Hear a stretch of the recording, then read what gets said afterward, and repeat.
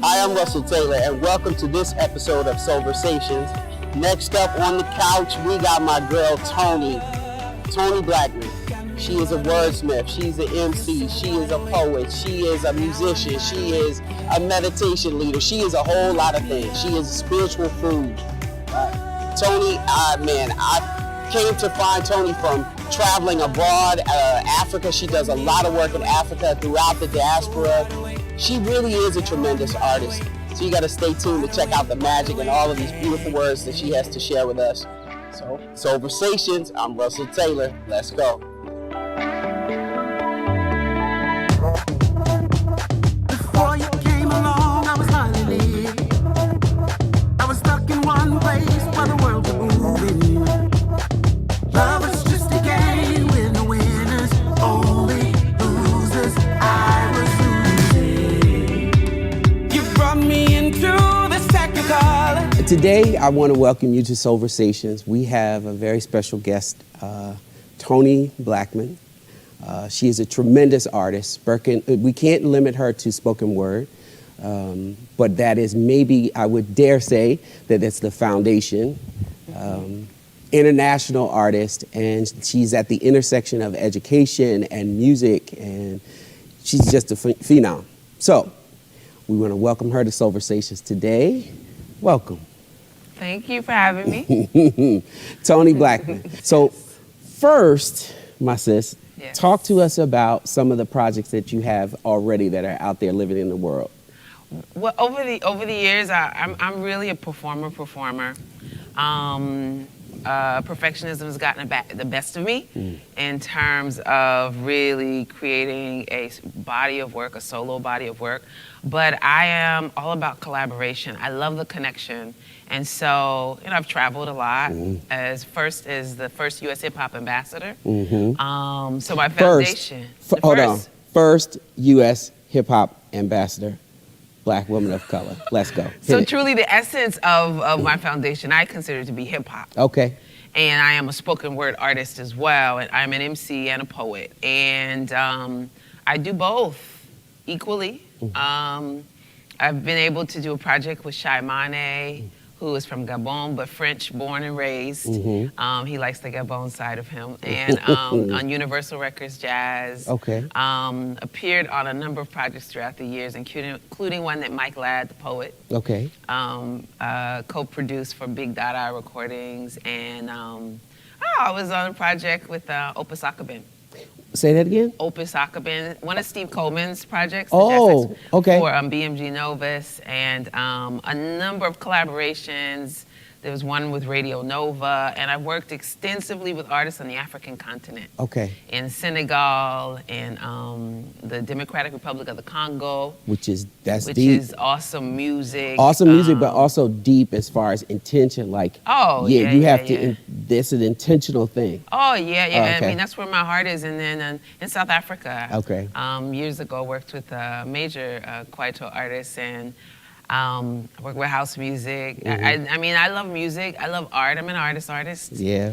And one of the reasons why I really love you. Yeah, my musical roots is DC. So that's what we want to get to. But before we talk about DC, because she's from DC, you from DC.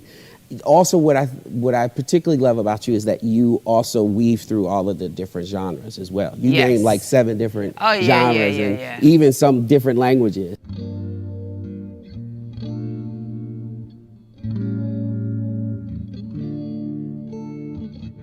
Breathe in. Breathe out.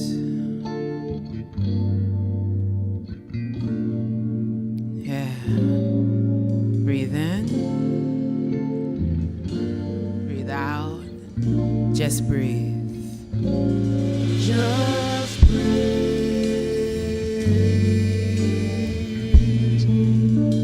Just breathe. Just breathe.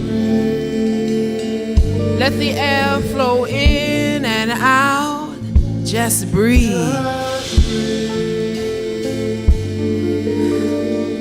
Let your breath flow.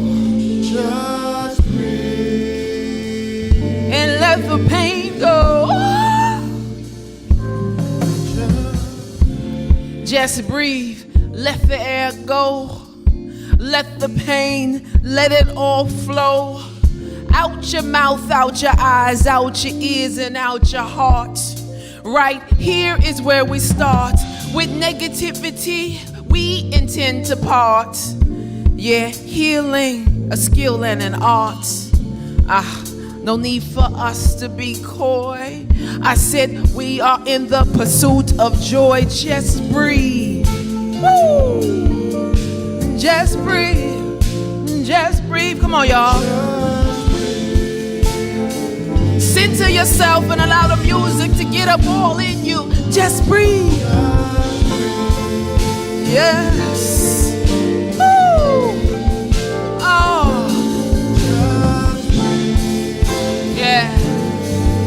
Just breathe. My mama's pain-filled screams echo in the halls of eternity. For my birth was not my beginning, but the black human kicking, fighting ferociously, fearlessly, belting out the blues. Fat and as long as forever, the wolf may howl, but the pain is king, BB boy and fat. Bluesicians of the world, unite and do right, and let the pain lead you to the lights, and just breathe. Just breathe. Just breathe. Just breathe. Woo! Just breathe. Just breathe. Just breathe. Yes. Breathe for Eric Garner. Breathe for Sandra Bland. Breathe for Ayanna Jones. Breathe for Jamal Crawford.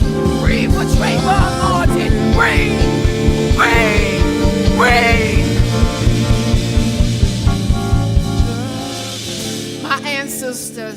My ancestors survived the Middle Passage. There's a reason why I am here. There's a reason why you are here. There's a reason why we are here.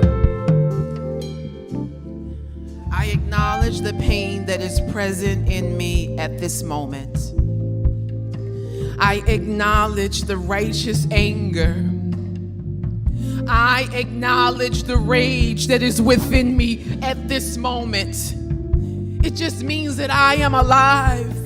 It means that I am human. It means that I am in touch with my humanity. It means that I am in integrity with my soul and my body. It means I am honest about my emotions and I refuse to withhold them any longer. I refuse to let them eat away at my organs and at my spirit. Yeah. The pain has killed too many of my people. And now, right here and now is where we enter to set ourselves free. And it starts with our breath. So just breathe. Just breathe with us. Breathe in 1, 2, 3, 4, and breathe out 2, 3, 4. Just breathe. Where are you from in DC? Well, see, I went to college in DC. I came to DC when I was 17. Okay. I like to say I was born and raised in the Bay Area in California, a town called Pittsburgh. Okay. 35 miles east of Oakland. Okay. But I grew up in DC. Me too. This is where I cut my chops. This is where I shed. This is where I was trained. This is where I was groomed. This is where I truly became an artist. So then how does that show up how does DC show up in your art and your life? Well, in the poetry, because everybody who's anybody came to DC. Mm-hmm. And so I got to meet all of my idols. I worked with the poets I idolized. I met, Gwendolyn and Brooks. I met Lucille Clifton. Interacted with Amiri Baraka, like Sonia Sanchez, like the list goes on, Sekou Sundiata, Miguel Algarin, the list goes on and on. But then I also got to come across musicians like Craig Harris, the trombonist. And so when I moved to New York, and I was going back and forth between New York and DC, I ended up being able to do dates with Craig Harris and his band, which included the Sing Sing Drummers, which were descendants of master drummer Doodle and Die Rose from Senegal, and legends. And so DC shows up in that. I feel like it gave me like a strong musical foundation in black music. Period. Point blank. Black music, man, it's the soul. And I'm grateful to come up in the era in which I did, because the soul is present when I rhyme. And that's very clear, which is one of the reasons why I'm one of your fans, because soul is very present in everything you do, especially in your rhyming.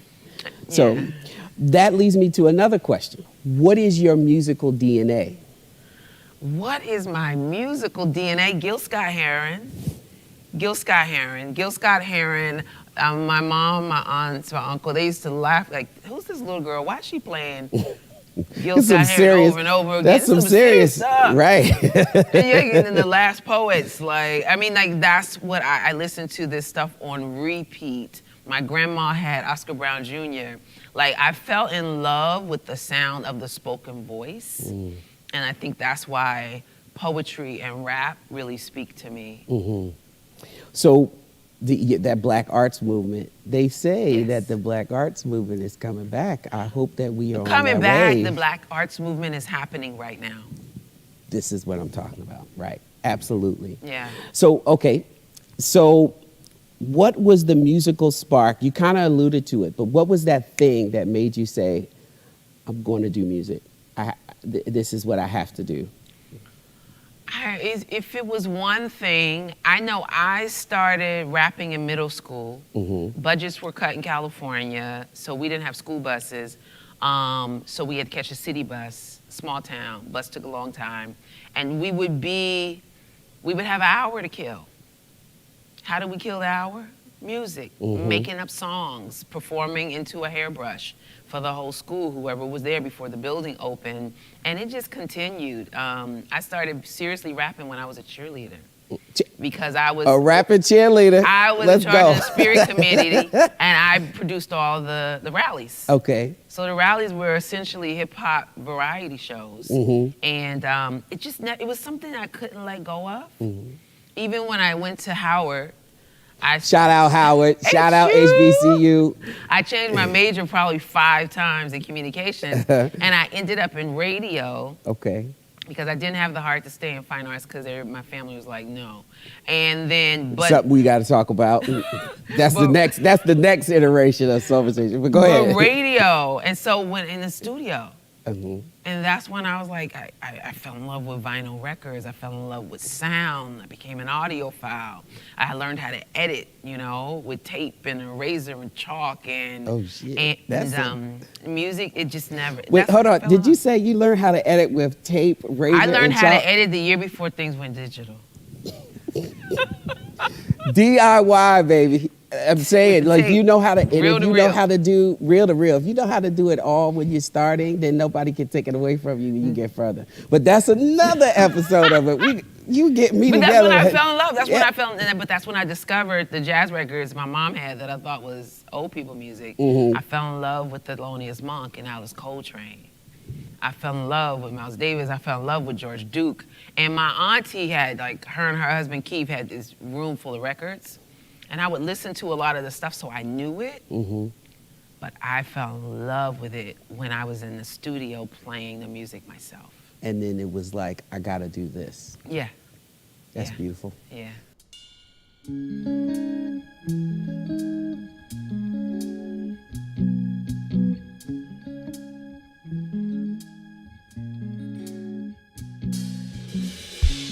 Last night I cried tears on my pillow. I screamed at the top of my lungs. Last night I cried tears on my pillow. I screamed at the top of my lungs. See, I cried in the middle of the night when I tried to write you a poem of dear goodbye, but I couldn't let go. I tried to show you my love and I rejected it, and you respected it, but I couldn't take it when it came to so I had to rearrange my whole mental state in the prison somewhere upstate. I was in a daze, I sat in a maze, I felt like Jimmy. I was in purple haze, so I cried, tears and tears up.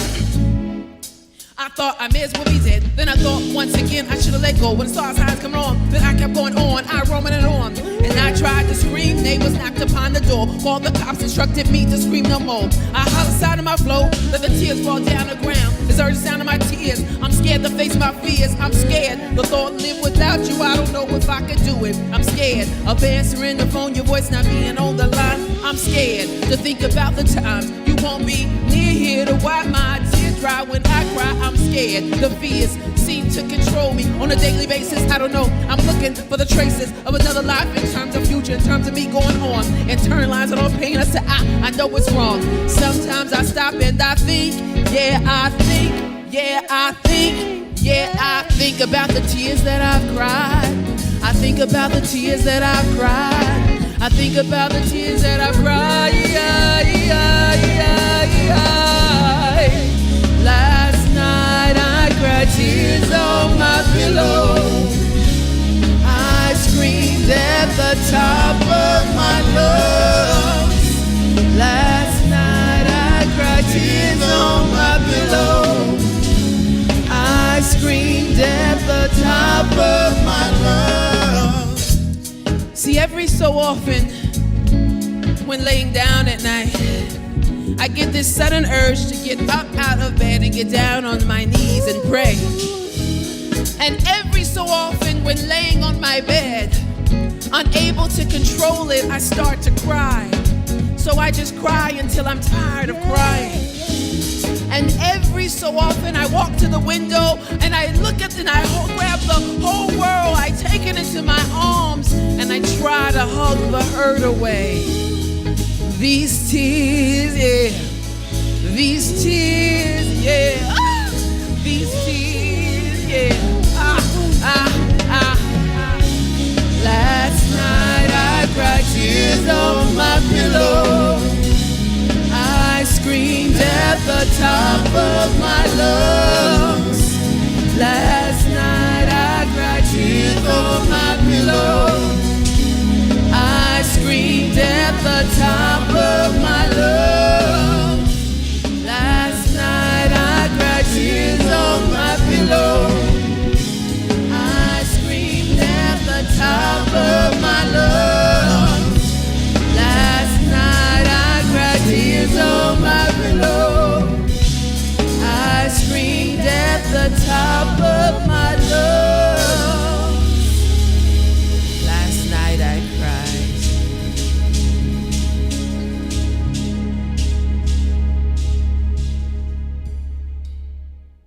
As an artist, do